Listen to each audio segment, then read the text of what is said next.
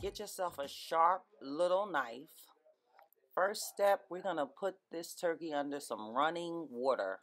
We're going to bathe this turkey real good.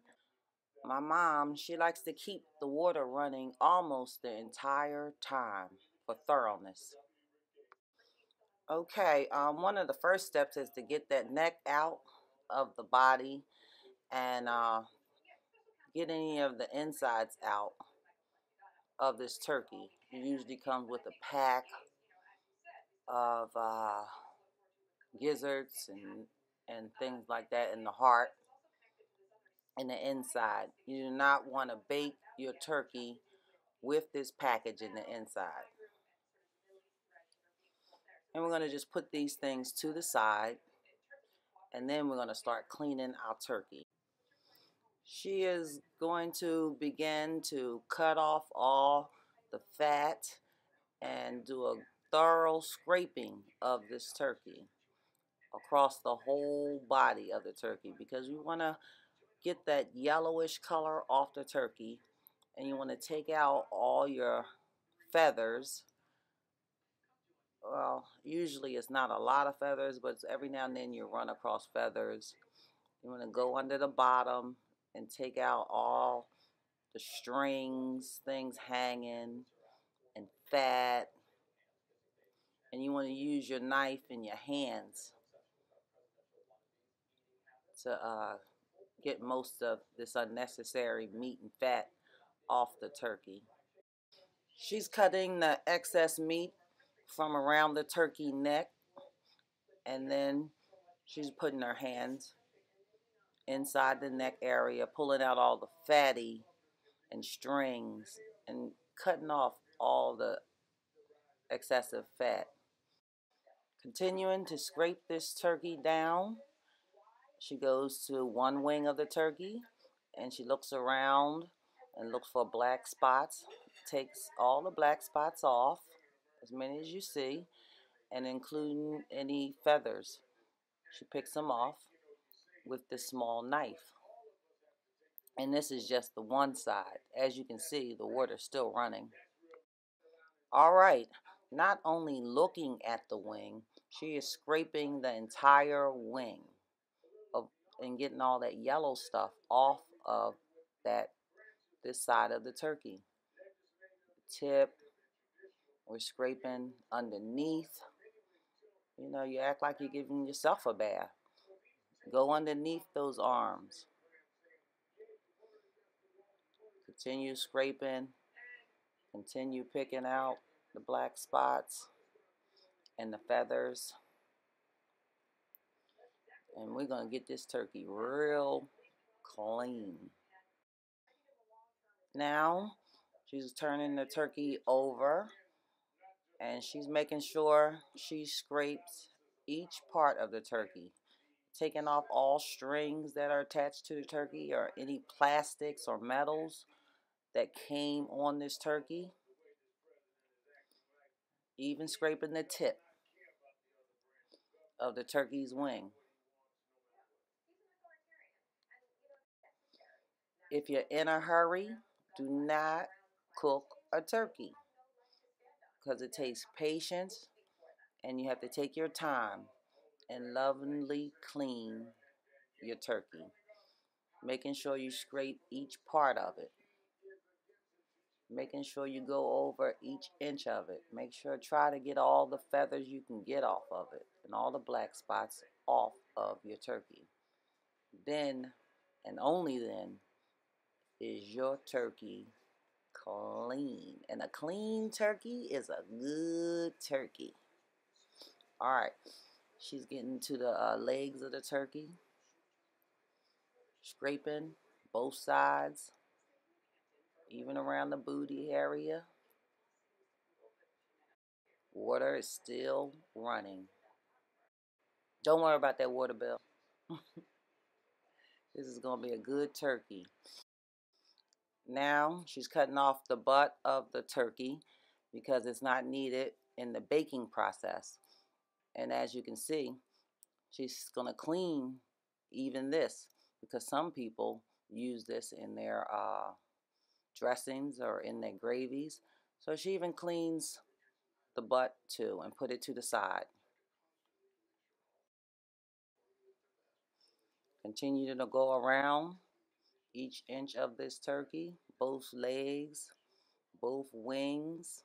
The back is even scraped. And when you go over your turkey so precisely, you're usually going to find all the black spots and any feathers that are on your turkey. All right, the first step of the turkey bathing is now over. She's pouring out letting the water run out the dish and going to allow the water to run down the drain. Please note that there's a small drain catcher in the drain to catch all the fat so as not to cause plumbing problems. All right, this is the second session, and as you can see, she has turned off the water, so this is going to be basically a dry cleaning. And she's scraping this turkey down almost the same way she did when the water was running. But now she can see things a little better without the water. Basically doing the same thing over again. And now getting a good scraping. Turning the water back on. Washing the knife, keeping the knife nice and clean throughout the cleaning. Now running water into the cavity of the turkey, giving it a nice rinse off.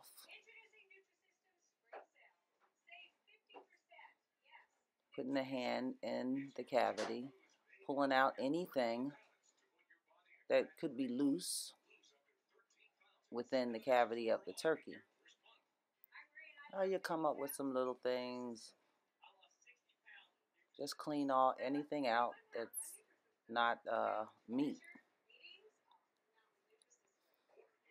Emptying it out. As you can see, is red stuff coming out. That's normal. And we're going back in. We'll make sure anything that's loose within this turkey cavity is out. Continuing to use the fingers.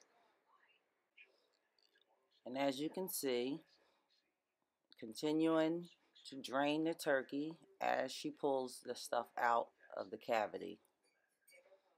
Allowing the water continuous flow on the skin and still pulling off any extra fat. So each time you go back, you always see or find something else that can be taken off of the turkey. Draining the dish again. I think she's drained it about 3 or 4 times now. Okay, now she's grabbing the butt of the turkey and she's giving it a thorough clean.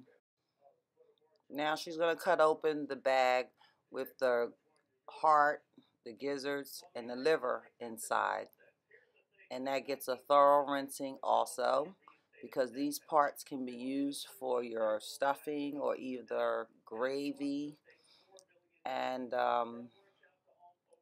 she takes off the fat around all these pieces of meat. As you can see, there's plenty of fat on these small pieces of meat too, and they need cleaning. So you clean them up just as good as you did your turkey, taking off all the excessive fat.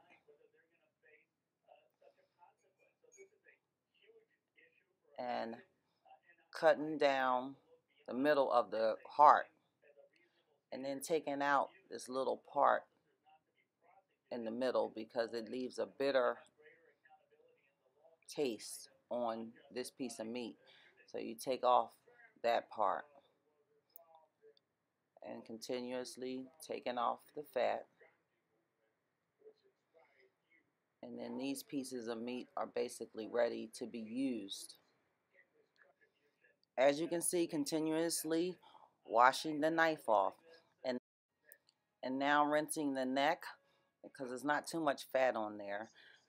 And getting rid of excessive fat, draining it all off again.